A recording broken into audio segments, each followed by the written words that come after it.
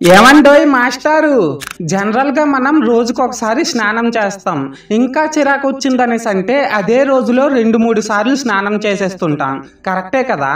కానీ ఇప్పుడు నేను చెప్పబోయే తెగకు చెందిన ఆడవాళ్ళు మాత్రం వాళ్ళ జీవితం మొత్తంలో కేవలం ఒకే ఒక్క రోజు స్నానం చేస్తారు. ఏంటి మీరు నమ్మట్లేదా? మీరు విన్నది 100% పాళ్యం నిజమేనండి బాబు.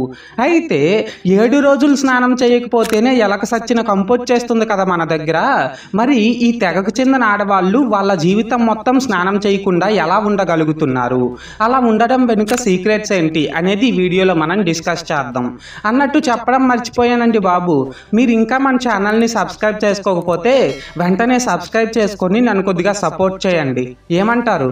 చేస్తారు కదా? ఇక అస్సలు లేట్ చేయకుండా వీడియోని అయితే స్టార్ట్ చేసేద్దాం. ఓకేనా?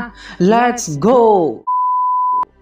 అయితే ఇక్కడ ఏంటంటే ఆఫ్రికాలోని నమీబియా అనే దేశంలో ఉన్నటువంటి హింబా అనే తెగకు చెందిన ఆడవాళ్ళేమో వాళ్ళ సాంప్రదాయాల వల్ల అండ్ అక్కడ ఉండే నీటి కొరత వల్ల వాళ్ళ జీవితం మొత్తంలో కేవలం ఒకే ఒక్క రోజు స్నానం చేస్తారు. అది కూడా వాళ్ళ పెళ్లి రోజు మాత్రమే స్నానం చేస్తారు.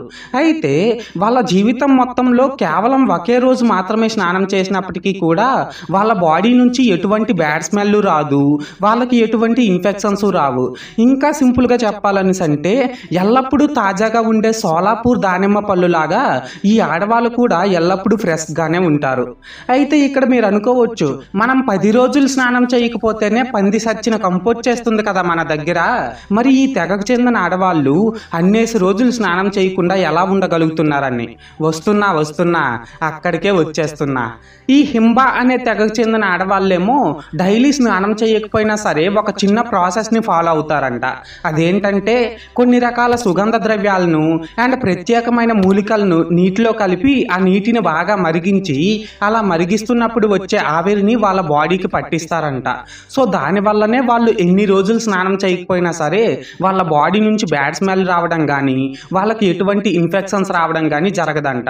మొత్తానికి అర్థమైంది కదా, ఈ ఆడవాళ్ళు స్నానం చేయకపోయినా సరే ఎల్లప్పుడూ సోలాపూర్ దానిమ్మ పళ్ళు లాగా ఫ్రెష్ గానే ఉండడానికి రీజన్ ఏంటి అనేది. అన్నట్టు చెప్పడం మర్చిపోయానండి బాబు, ఈ హింబా తెగకు చెందిన ప్రజల గురించి మనలో మాక్సిమం నెంబర్ ఆఫ్ పీపుల్కి తెలియని ఇంకో క్రేజీ థింగ్ ఏంటంటే ఈ హింబా తెగకు చెందిన ప్రజలేమో ఎర్రగా కనిపించాలని చెప్పి వీళ్ళ బాడీస్ కి ఎర్ర మట్టిని కూడా రాసేసుకుంటారంట. సో క్రేజీ కదా. సో మొత్తానికి చూసారు కదండి గైస్, ఈ వీడియో ఒకవేళ మీకు నచ్చినట్లయితే ఈ వీడియోని వెంటనే లైక్ చేసేసి మన ఛానల్ని వెంటనే సబ్స్క్రైబ్ చేసుకొని నన్ను కొద్దిగా సపోర్ట్ చేయండి. ఓకేనా? This is Lokesh signing out. జై హింద్.